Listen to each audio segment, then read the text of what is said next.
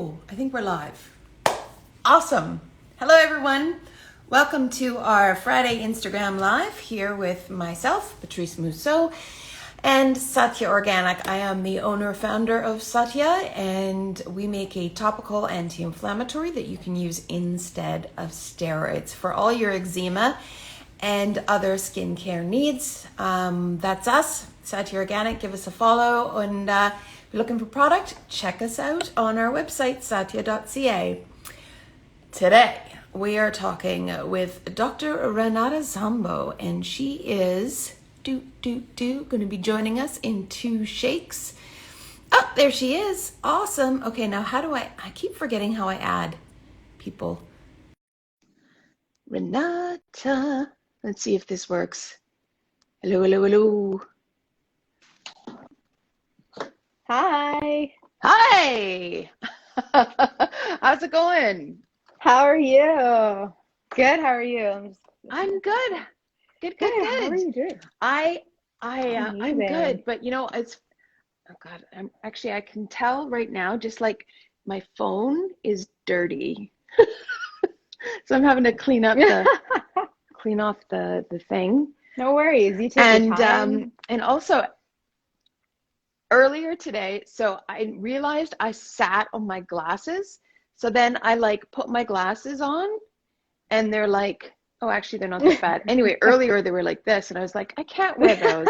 So anyway, they're up on my head. So I have to be really close to the screen or I can't see you.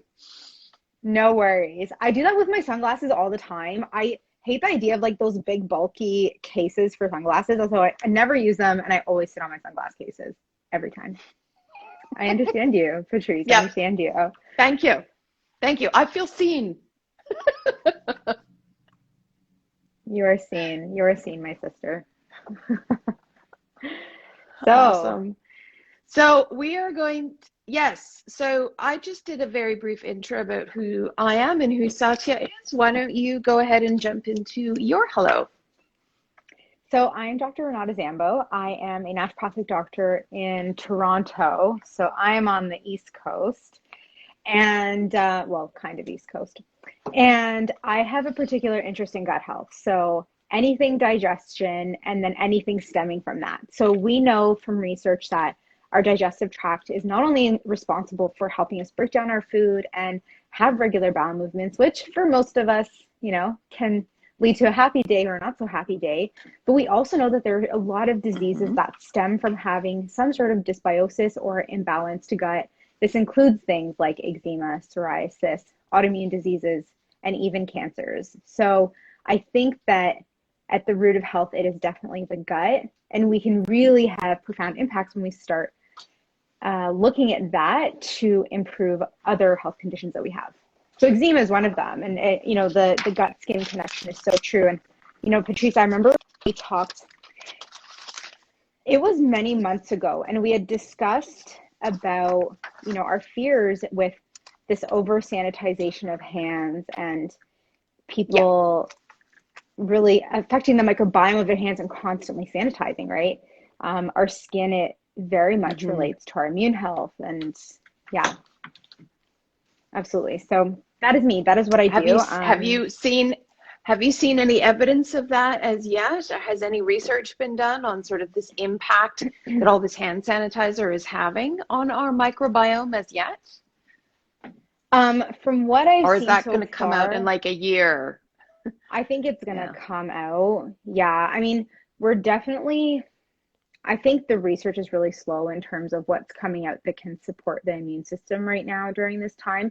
And I think a lot of people are wanting to be proactive. And there's some stuff coming out, but I think that the reality is that with all the sanitization and with the limitation that we now have, we're no longer hugging friends and, sharing meals. And I think we really have to be mindful of how our microbiome is being populated right now so that we can be proactive moving forward.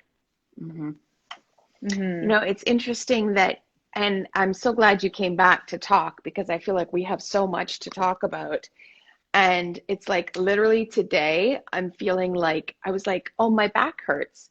And I was like, wait a second, I wonder if that's related to not getting enough water, for example, or for whatever reason that, like, Mm-hmm. when's the last time I had like a poo?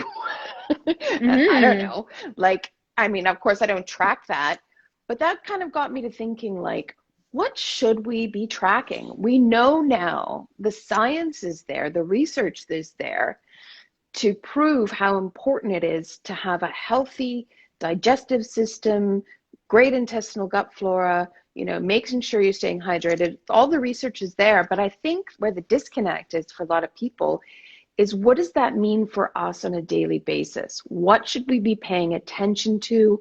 What should we be tracking when we're going to talk to somebody like you ahead of time, so that like, kind of what's going on? Because I think so many of us, we're so stressed out, we're running around, we're doing everything. I don't think we pay enough attention to our bodies. Mm-hmm. So maybe, like, if there's some things that you can suggest to people that they start at least thinking about, so they can start having these conversations about how to keep themselves and get themselves healthier. Mm-hmm. That's a really good question. And I love that because it really brings in that mindfulness piece of how can we learn to pay more attention to our daily behaviors and our body patterns, and what kind of biofeedback does that give us. So when it comes to bowel movements, I would say there are a couple things that you want to track. Firstly, you want to track how often you go to the washroom. Now, Mm-hmm. we're definitely talking obviously about bowel movements. So how often are you able to actually go? And that would be the first thing. So some people, they go once every 2 days, sometimes once every 3 days. And I want to just highlight here that even though we might, whatever our patterns of bowel movements are, they may or may not be normal in a objective perspective. That Mm-hmm. could be confusing because for someone who comes to work with me and says, well, I've always, my entire life, gone to the washroom once every 2 days. So that's normal for that person, but objectively speaking, it isn't normal, right? So Right. tracking, number one, how often do you actually go to the washroom? The second Mm. thing that I would look at is the consistency. Now, consistency of the actual stool. And so if you guys are curious, you can pull up what's called the Bristol stool chart. And it has these 6 beautiful pictures of different types of poops, and everything ranging from super watery to little pellets. And that can Mm-hmm. actually be a great measure that you can say, oh, okay, today was a type 4 or today was a type 1. And that can start to show you, again, patterns of, okay, am I actually someone who goes once every 3 days? And when I do, it's like tiny rabbit pellets and it's really hard, or do I go 5 times a day and it tends to be very loose? Okay, so Mm. consistency. The third thing that I would say that's important to pay attention to is how difficult or easy is it to pass stool? Because that again can Mm-hmm. highlight things like constipation, but it may show, okay, perhaps there isn't enough water. Maybe there isn't enough fiber or even fats in the diet.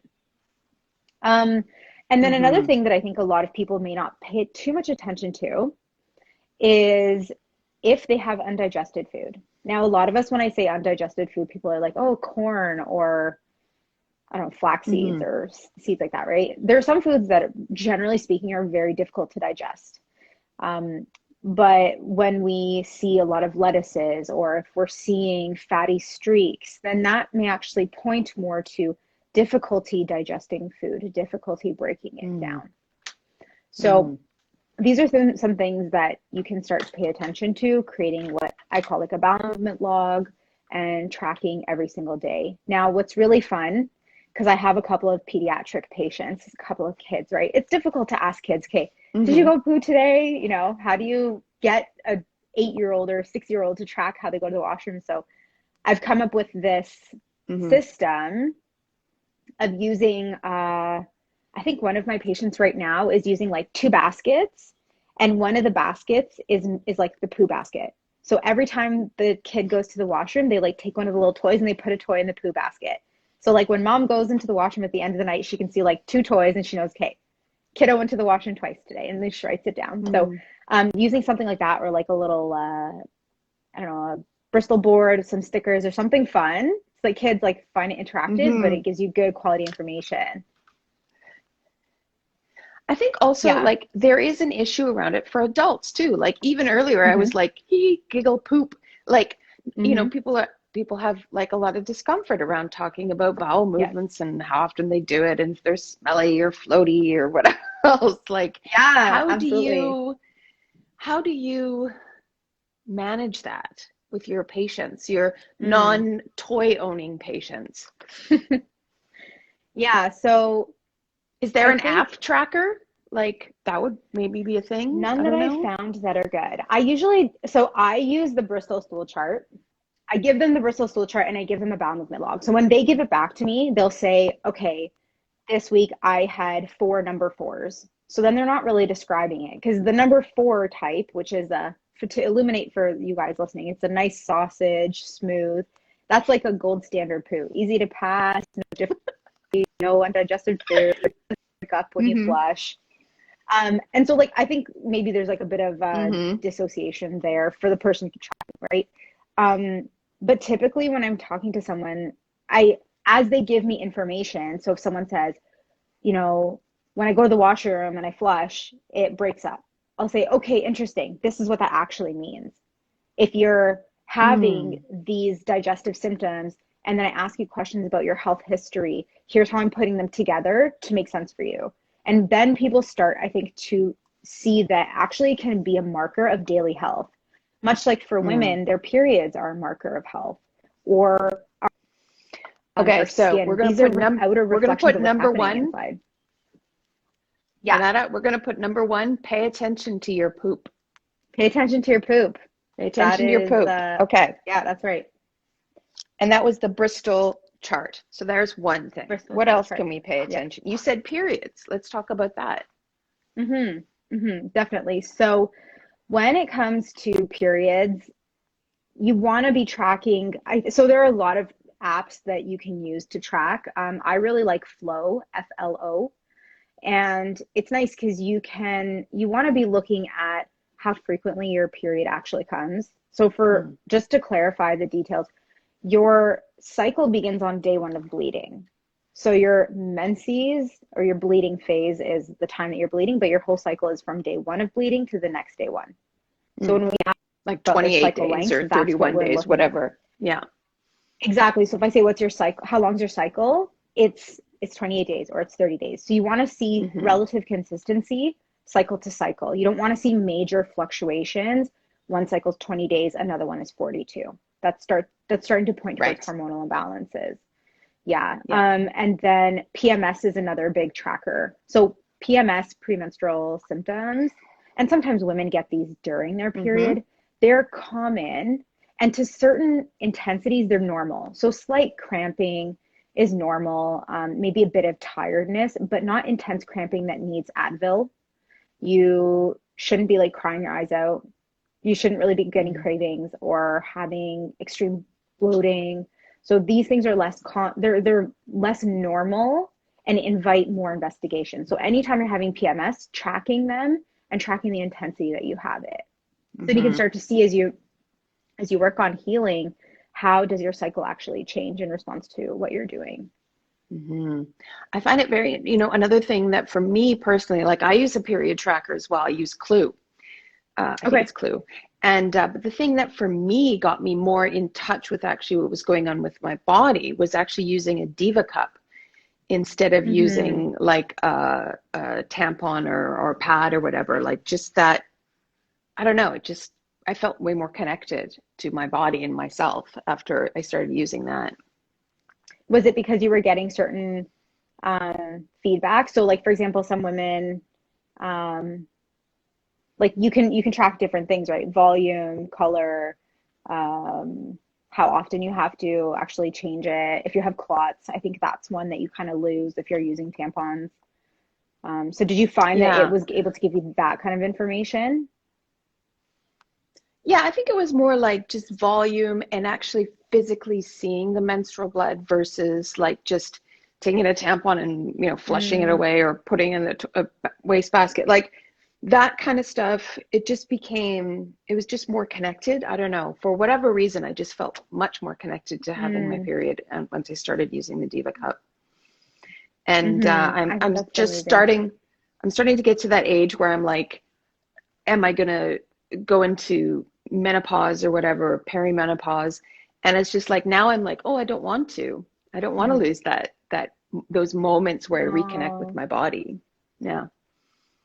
yeah, yeah. It's such a, I think for a lot of women, it's a very emotional experience to start going through that transition. And it's, I think maybe for at least, like cisgendered women, it connects you to your like Yeah. womanhood, and it's a sign of health, right? To be able to have a period means that you can technically be fertile. So Mm. it's definitely a representation of health and your womanhood, and connecting to a really intimate part that on the flip side, men don't get to experience. So Yeah. I understand that. And Yeah. thank you for mentioning cisgendered women, because you're absolutely right. We don't all experience womanhood the same. So thank you for bringing that up. Mm-hmm. Okay, so Mm-hmm. that's another thing that we can pay attention to. What else can people start um, thinking about? Definitely energy. This Mm. is a huge one, especially, I don't know, I have such like high regard for women. I think we do so much. And then you add in career-driven women or women that are taking care of their families or growing businesses. You need and everybody wants high energy. You want to feel your best all day long. So, Hmm. how's your energy? And I like using a rating of 0 to 10. So, again, how's your energy first thing in the morning when you open your eyes? Are you jumping out of bed, or is it snooze for another 3 rounds? Are you needing to rely on something like coffee or tea or food to perk up your energy? And does your energy take a dip in the middle of the day? Are you feeling tired? Are you feeling sleepy? Yeah. That's another one. Signs for me that someone needs to really work on their vitality, their inner like life force, and that there might be some digestion issues, is if you feel tired after eating, because Mm. eating and digesting takes energy. So if Hmm. you're struggling to digest food properly, it's more taxing for the body, and so you're going to experience a bit more tiredness after food. Hmm. One of Yeah. the things that I was wondering about, you know how like it feels like everybody's got a supplement, something you should be taking. I mean, for Mm-hmm. me, for example, I noticed that when I took iron and magnesium, my energy level went up. But can we ever get to that point where it's just like, it's all just too much? Like we have taking a multivitamin and a fish oil and everything. Like, can we get to the point where it's too much and we need to like pare back? Should we be Yeah. thinking, like, what's your opinion on that?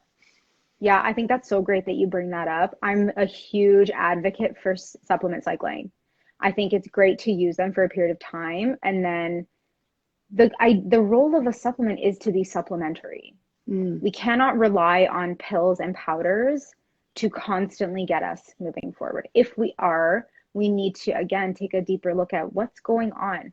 Why is our body not able to absorb the nutrients from our food in order to give us energy, to have a hmm. regular period, to have healthy skin? Like, is there a gap that needs to be bridged that's not supplement focused, but other types of healing?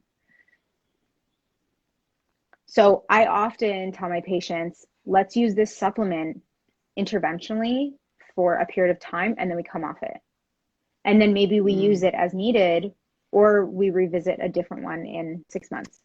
Or maybe we only come back to it if it hmm. feels like things are dipping again. Yeah. Okay. And what Yeah. else? So we're looking at that was an aside. That was just something I was thinking about. But okay, so low No, yeah. energy, the period potentially, bowel movements.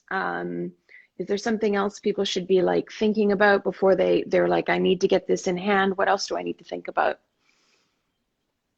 I think the way that you're handling stress, the way Mm, that stress is okay. affecting your mental health, Stress. I'm your writing notes, by the mm-hmm. way, because this is, I think everybody should be listening to this right now. I think we all need to be doing, I know I do. I know I do for sure. Oh Okay, yeah, me as stress. well. Yeah. Yeah. So stress. So um how are what is the length of your fuse? Do you find that you snap really Mm, quickly? Are you irritable a lot faster? Do you tire out hmm. faster? Are you finding less enjoyment from your work, from your hobbies? These are signs of burnout.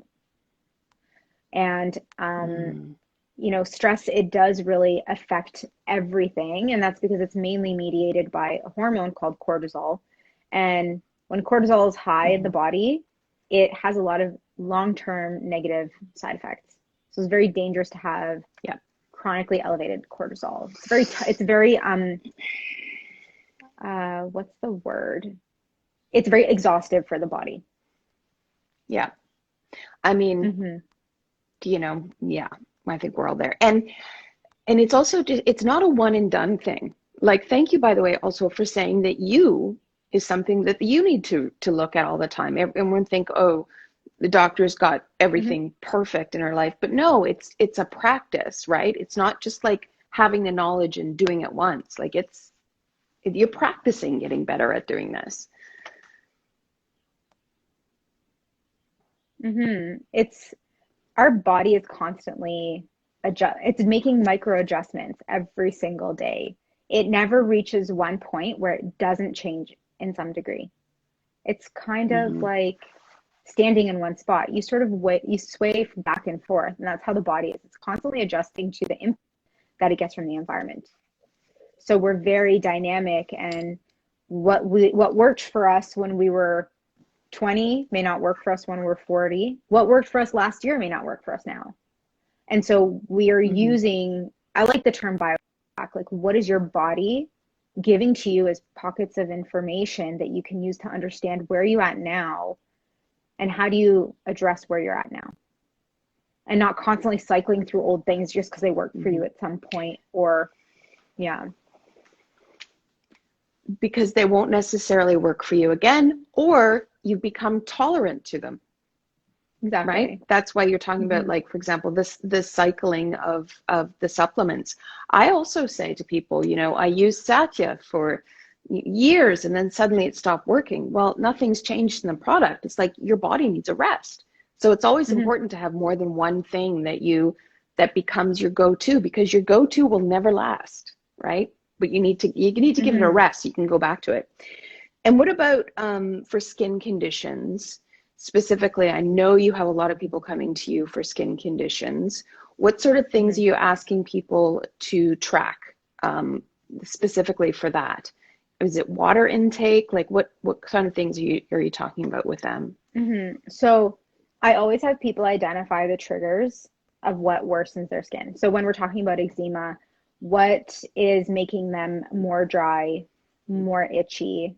And so I think writing stuff down, and then what I do is I add one element and then I will also take away an element. So how does the system change? How does the skin change when we add in, let's say, tomatoes, or when we add in a supplement? Or, for example, how does the skin change if we take out a couple of foods and we give it time, right? So evaluating a few factors at once with addition and removal, and then what is the reactivity of the skin to the stressors? So can they actually tolerate, let's say they weren't able to tolerate hot water, tomatoes and potatoes from their diet, does their tolerance to hot water improve? Can they tolerate it with less itchiness?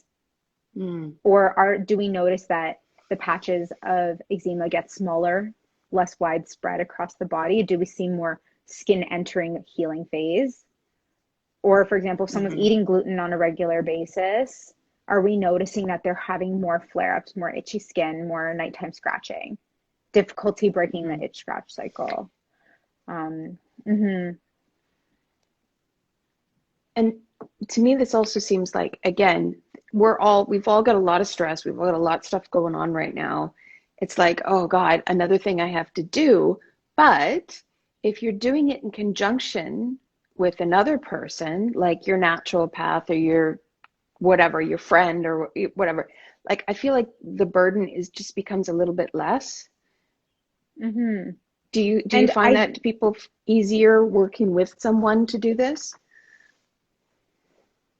Yeah, people people, especially who are very strongly extrinsically motivated, they do really well with being held accountable. So I love that I can be that person, because I think it's also one thing to just track stuff, and then another thing to start piecing things together. Because when you can start drawing parallels between two things, then you can see the value in tracking, right? And sometimes it helps to have that third external eye to look inwards and say, here's a pattern that I'm seeing. Every time you go out with your friends and you drink beer, 2 days later, you know, you're in a flare up. And that person just may not see it, because when you're yourself, you have subjective assessment, our own assessment. We don't have objection, someone else looking inwards. So like when I do my notes as a doctor, I write subjective things, what the patient tells me, but I also write my objective. What are my observations? And those two pieces, like, it's great to have that when you work with someone else. And then I think the accountability is so key, because it makes you motivated to like want to show the other person that you're hardworking, you can do it, you're sticking to things, and that you want to see improvements too. Yeah, absolutely. You want to feel better. You want to have more energy. You want to just, you know, lose weight or have better skin, or just, there's so many benefits to doing this. I can't believe it. We've talked for half an hour. We did. This happens every time. I know. We're just getting going. I know. Okay, give me 3 things that people can have and love and take away today for them. I don't know. Whatever you choose. Log your symptoms. Keep a journal of how your health is changing. Don't be afraid to cycle off your supplements. It's okay. You have permission to stop taking your multivitamin. And the third thing would be get someone who can hold you accountable. That's it. Amazing. You're awesome. Honestly, I feel like we should just book you in for like a regular slot to I'm happy to do that. Be chatting. I'm happy to do that. I'm gonna hold you accountable for that, because you're awesome, and you got a ton of great information. And I think, you know, the more that we can spread it and share it, and sometimes, you know, you have to hear something 3 or 4 or 10 times before it starts to become a thing for you, right? So absolutely. Thank you so much, and for allowing me to share with your community, as always. It means so much to me. It means a lot to us too. Thank you for your time, and thank you for everyone who joined us today. We'll be back here again next Friday, and we'll figure out when we're going to have Dr. Renata Zambo in on a regular basis, because you're awesome. All right. Thank you. Thanks so much, Patrice. All right. Happy we'll talk weekend. soon. Bye, everyone. Take care. Bye. Bye.